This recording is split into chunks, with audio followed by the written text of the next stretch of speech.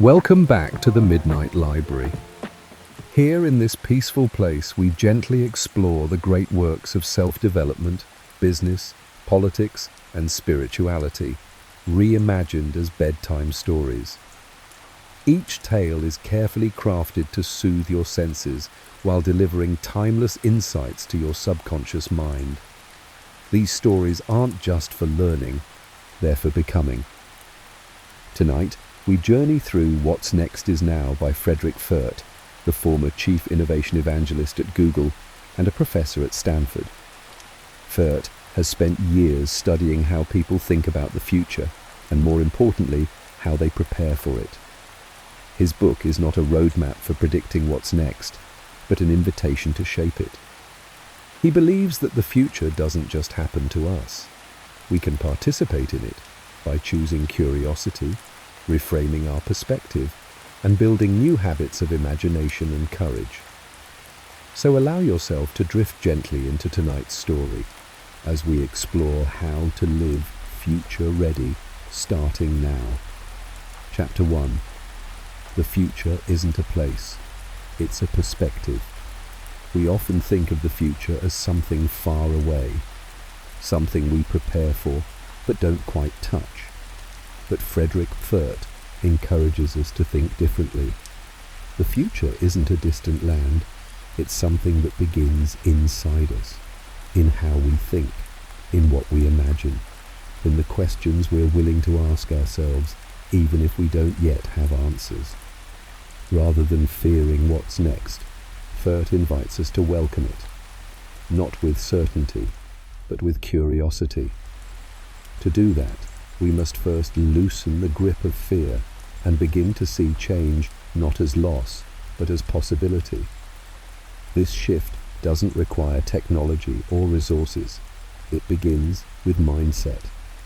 When we reframe our thoughts from "what if it goes wrong" to "what might be possible," we open doors to creativity, joy, and growth. So the first step in living future-ready is not about tools, it's about tuning your perspective.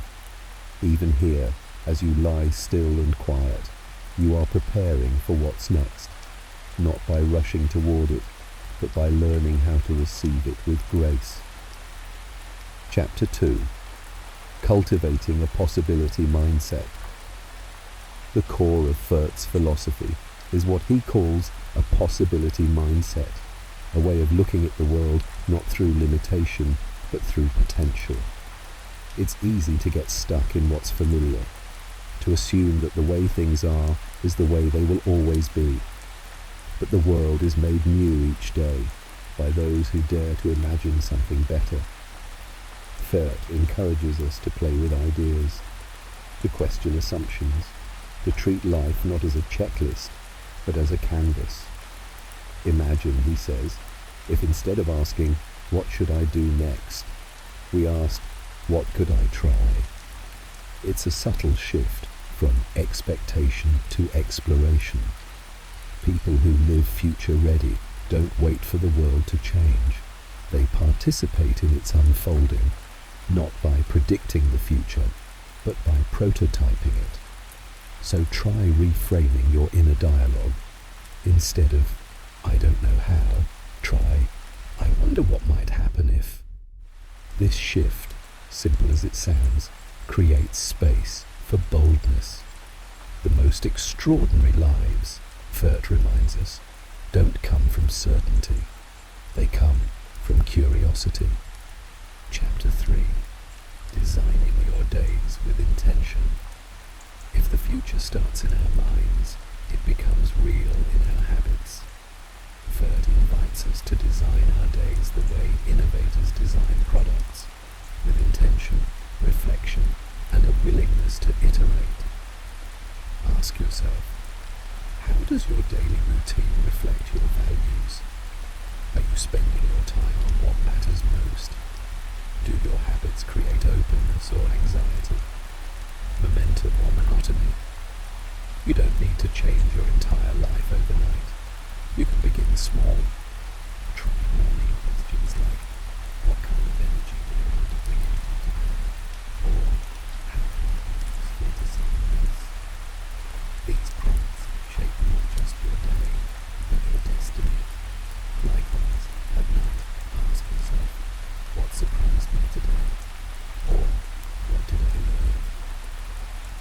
These reflections help build the habit of self-awareness and anchor your thinking in growth rather than fear.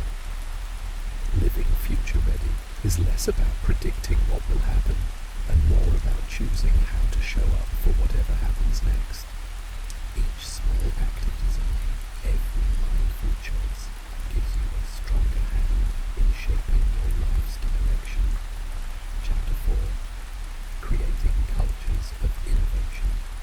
Though much of Pferdt's book is personal, he also shares ideas for shaping future-ready communities. At Google and in his classes at Stanford, Pferdt has seen that innovation doesn't begin with products.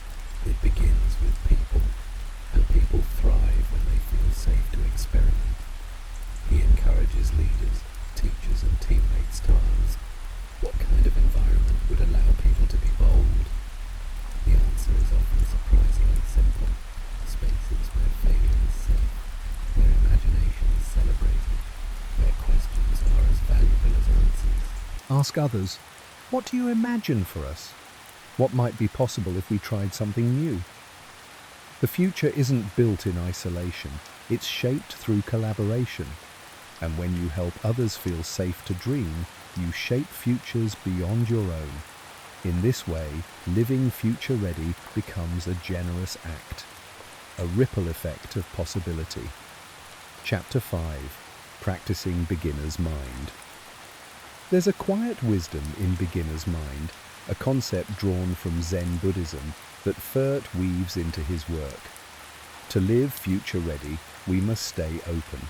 Let go of the need to always know. Be willing to try, fail, and try again.